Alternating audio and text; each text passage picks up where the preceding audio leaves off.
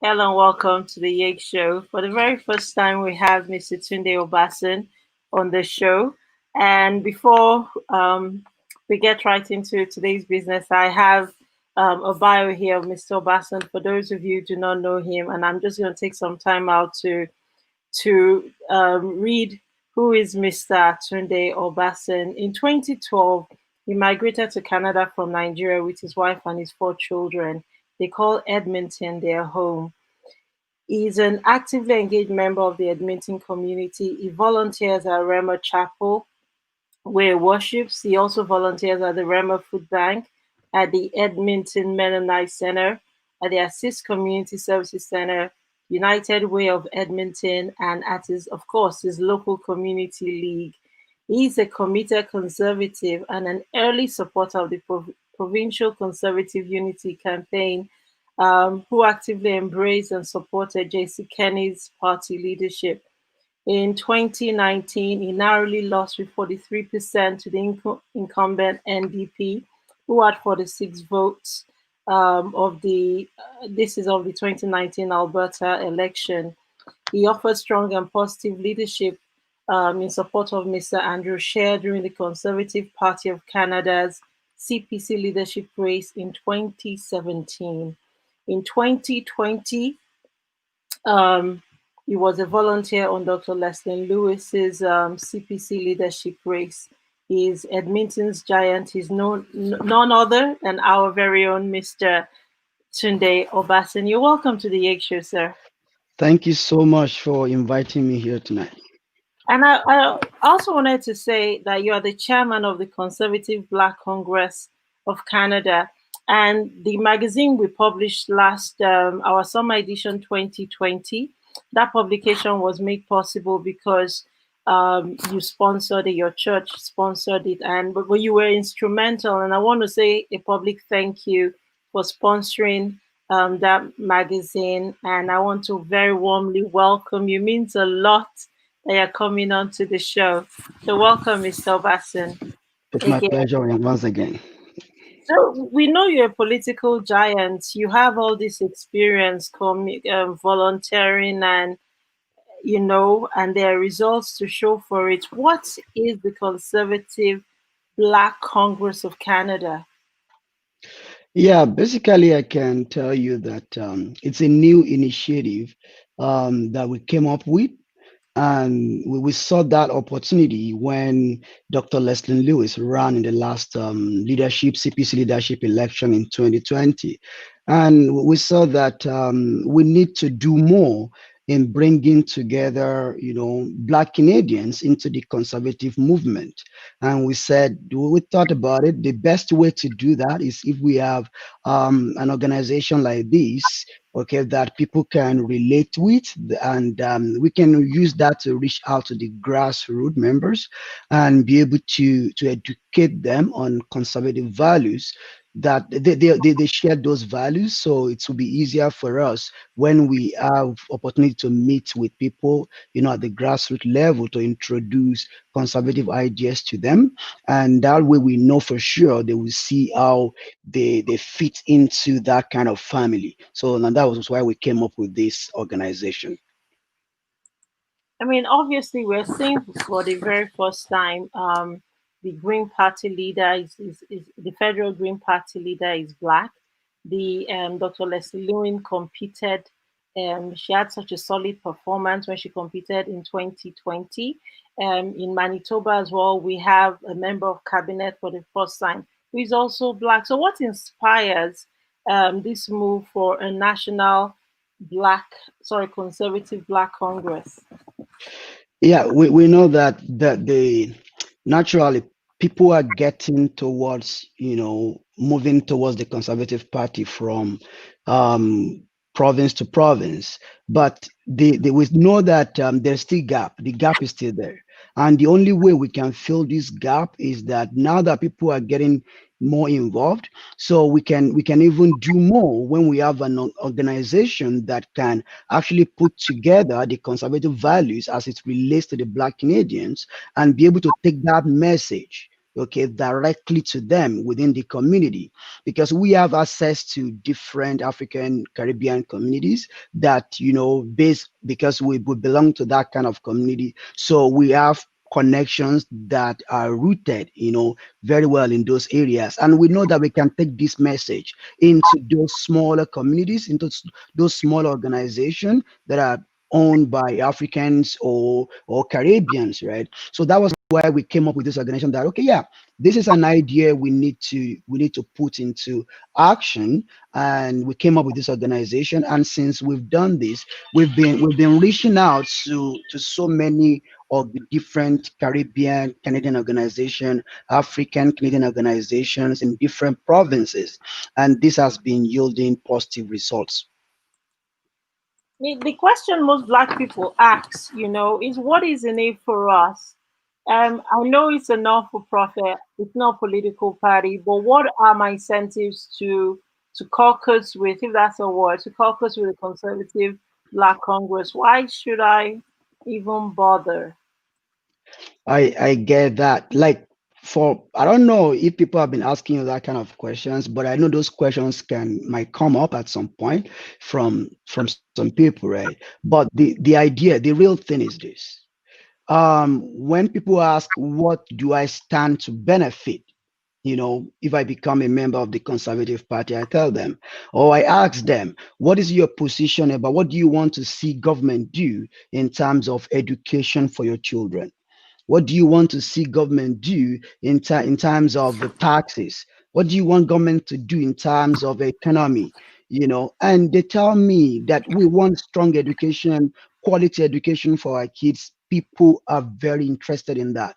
Particularly immigrants are very, very particular about strong, educational system, and they want it to be of high quality. And they also want strong economy so that they can have jobs. They can be able to fend for their own families without relying on government welfare packages. They don't want that. They want an economy that gives them the opportunity to be able to get to begin fully employed, in their own profession, not being underemployed, right? So they're looking for those kind of opportunities. And this is something that the Conservative Party of Canada can do for them, not just, making promises that they will not be able to fulfill like other parties will do. But the Conservative Party of Canada will focus on strong families, which education is key, healthcare system is key, the economy is key, and respect for everybody. That is what the Conservative Party is willing to give. And that is why we have that confidence that we need to go take this message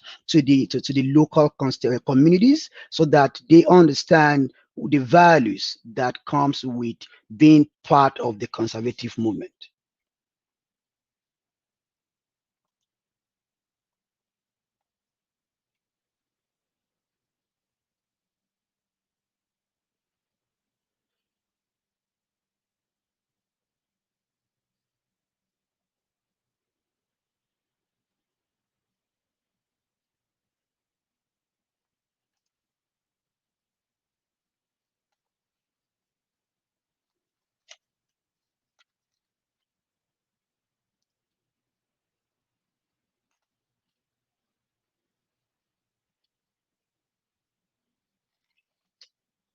Are you there?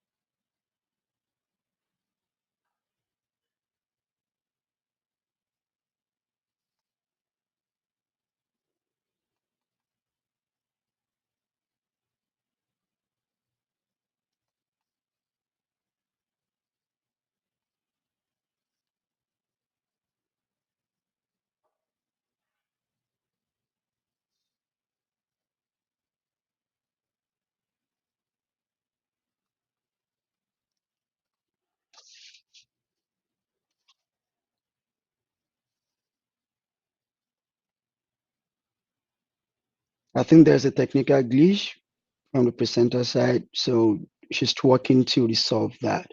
So while she's working to resolve that, I'll talk about what we are planning to do, on the okay, she's back now. Yeah. This Canada is so interesting. In the United Kingdom, you never get internet outages. But sometimes, just I live in Chappelle, right? Just driving home and then I lose signal on my phone because it means like my mobile data doesn't cover all areas. So you get Oh weird yeah. things like that. That happens sometimes. You just would Yeah, think that you be on a live show and your internet dies on you. that happens. That This is is technology for you. This is Canada, and you're welcome to the YegShow. So I'm really sorry, Mr. Obasan. For our listeners, even for me, please can you take the answer again? What is in it for Black people? Yeah, like I was explaining that what is in need for everyone is that the conservative values, it's something that would benefit all Canadians. In terms of the Black Canadians, they want to see strong families, and which includes strong economy. They want freedom of religion. The majority of new immigrants, they hold their faith at heart, and they want to see, they want to live in a country where they are free to practice their own religion, right? So that is something they will get from the Conservative Party, where if they belong to that, they want to see quality education, and they have access to that because that is something that the Conservative Party promotes, and is very committed to delivering that kind of things that they know that we actually need. So that is what it is. They want them strong economy to be able to get, to be gainfully employed, to have a job of their own and be able to take care of their own families. That is something that the Liberal Party have failed to deliver. And the Conservative Party is out here to make sure they correct all the mess that the Liberal Party have created, in the past couple of years that they have been in power federally.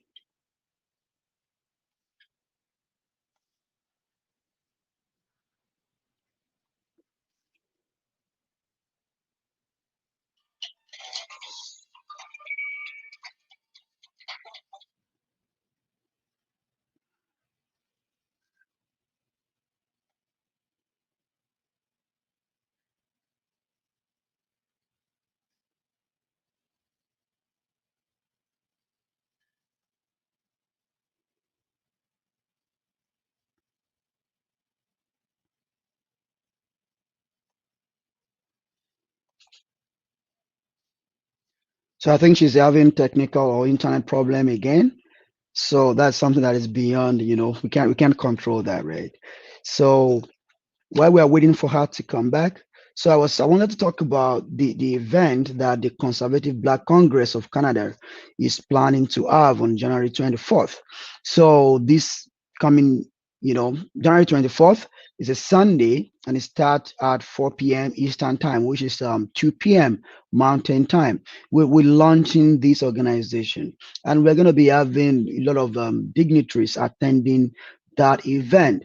Like we're going to be having on that day, we're going to be unveiling Don Oliver internship program, and that is an internship program that will enable us to train people who wants to become more politically active, and so that they can gain more knowledge on how the political process works. They will get the opportunity to work with members of parliament in Ottawa for a year, and learn a lot of things working with different MPs from different provinces. So we thought that would be a good way to train more people, and yeah, it's something we are working on. So if you are not planning yet to attend, I encourage you, just go on our website page and you'll be able to register to attend that. The seats are fast filling up.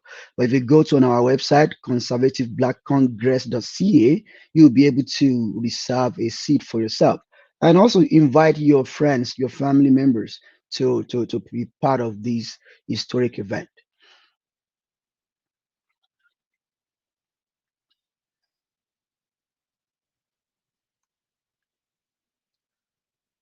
Mr. Obasan, hello? Okay, you're welcome back. How Oh, can you? I thank you for your patience and sorry to our listeners. This is welcome to Edmonton, Canada, where you get internet outages in the middle. I've had to change my location in the house.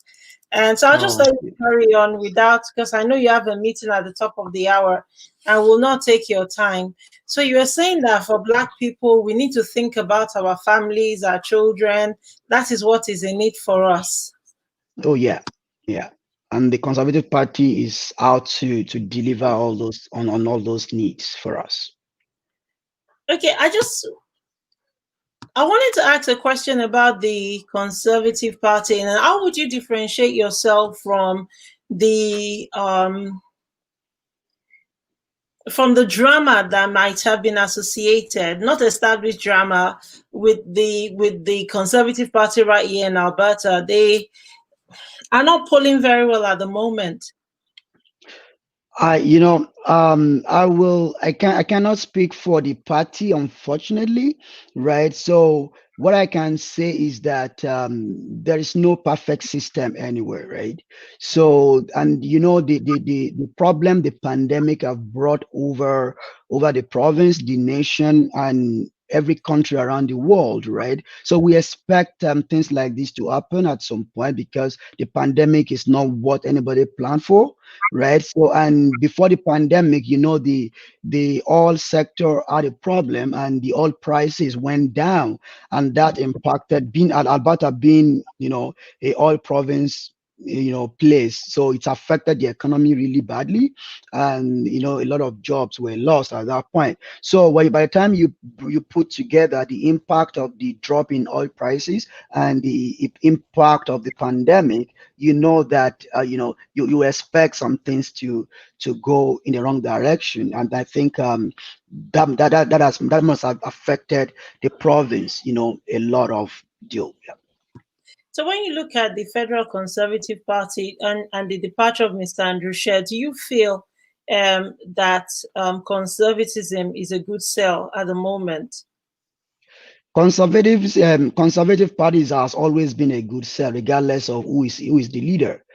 The leader doesn't determine, what are the values that we hold, right? The values or the principles or whatever you can call it, all these things that we fight that we stand for as a party are determined at the National Convention every year that we hold one. So it has nothing to do largely with the leader. So, and even when Andrew Scheer was there, Andrew Scheer did his very best and he did awesomely well. And but you know, things just we couldn't win the last election, not because of the leader. It's just because Canadians were probably not just ready at that time. And I'm sure they've learned more now. And I'm sure the next election will not be like that. Now people's eyes are open to the fact that Liberal will not do what Canadians are looking for. And they're beginning to see that Sussex will be coming through, or what the kind of service delivery, the kind of economy, the kind of quality service delivery they want, will be delivered by the Conservative Party.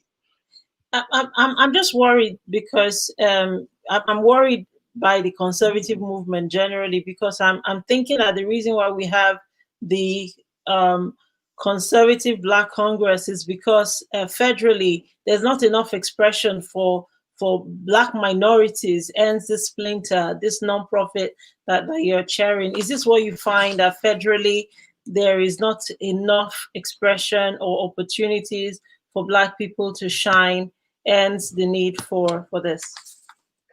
Yes, when you look at the participation of Black Canadians in conservative politics, it's very low.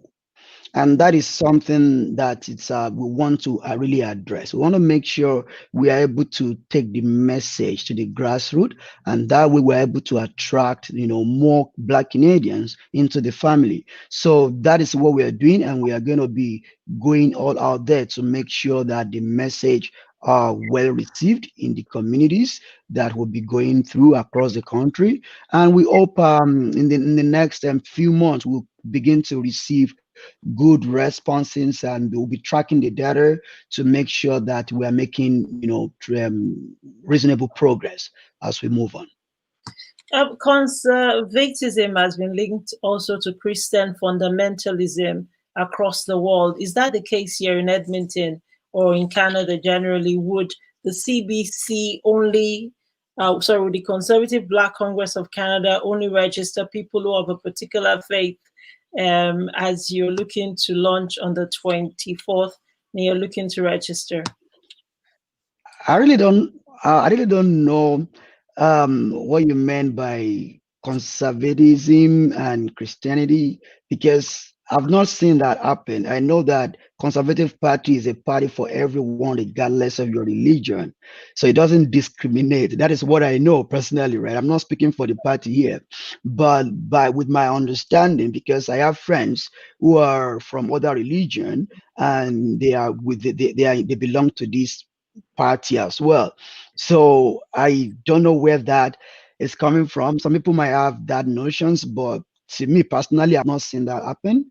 I see the party belonging to everybody, and everybody is welcome in the Conservative Party, at least to So the best of my knowledge. yes, of course. I was just asking because I know you're a man of faith. You're a man in the church.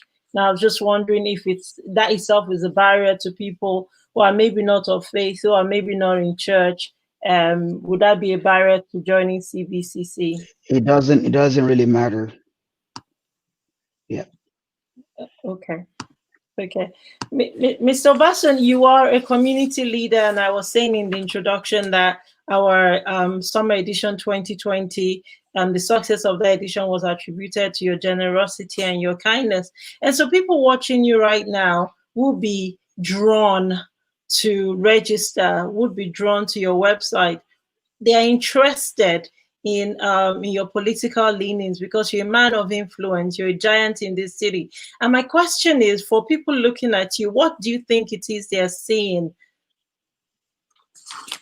What they are saying regarding what? regarding your political movements, Oh, regarding your political roles? What are they seeing about you that is leading them to come and register? Because what I'm predicting is on the 24th, when you have your launch, that website is going to collapse. You would not be able to handle the influx of new members. yeah. What people wants to see is a good representation of what they stand for. And in the last couple of years, I think God has really helped me to be able to communicate that to the people at the grassroots level and across the province and even outside Alberta, to the various provinces across the nation as well. And the message has been well received so far because at the end of the day, what people wants to see is they are particular about not today alone, what happens in the future, what is going to be available for their children, their grandchildren. They want to leave a legacy in terms of good economy, good security system, good healthcare system that they enjoyed in the past. People wants to see that continue, even for their available for their children and grandchildren for the future. And I've been able to do a good job in communicating that at the grassroots level. And the best way, one thing that stands is that the best way to make sure that happens is to continue to have good representation of the constituents, at different level of government. And I think people are beginning to see value in making sure that they actually elect the right people to represent them, whether provincially or federally. And that has been bringing success story because we've been able to communicate the message to them in the and they've been seeing value in that. There is need for us to get involved and become members of the party, and that way we have that power to be able to elect people who are going to represent our interest, not just allowing anybody to occupy those positions of authority where they can influence policy to their own advantage, and not to the advantage of the constituents that they are meant to serve. Is Canada ready for Black Prime Minister? Oh, of course, long time ago. I will tell you that with my experience in politics or in Canadian politics so far, Canadians don't care about your skin color when it comes to leadership, when it comes to political positions. It's just a misconception that black people cannot run or will not be supported. I've not seen that. I ran in the 2019 provincial election and got good support from everybody, regardless of the color. It doesn't really matter. And you saw what if you follow the leadership, CPC leadership election in 2020, you saw how much support Dr. Leslie Lewis received, right? So being a black lady running, she got support from everyone. And the skin color was not a barrier. So, in my opinion, Canadians are ready for a good leader, for a good prime minister, regardless of the racial background or regardless of the skin color or whatever it is. The Canadians are ready. All they want is a good leader, a good prime minister who will lead this country in the right direction. Mr. Obasan, I want to take you quickly back to 2019 after you lost the election narrowly. How did you pick yourself up again? When you have the right intention, when you're driven by the right motive, you're not afraid to fail when you fail at some point, right? You don't expect everything to move the way you wanted it at some point. Yeah, so there is room for you to learn some lessons. So I took that as a lesson for me. I took the positive things that I learned throughout the campaign period, and I am holding them, really keen to my heart, so that I will be able to make use of those good lessons that I've learned in that process in the future. So it was very easy for me to pick myself up and continue the race again, because at the end of the day, I have a goal, and the goal is to serve the people. And that goal, I won't let that little, I call it little each. I won't let it stop me from achieving that goal that will benefit a lot of Canadians.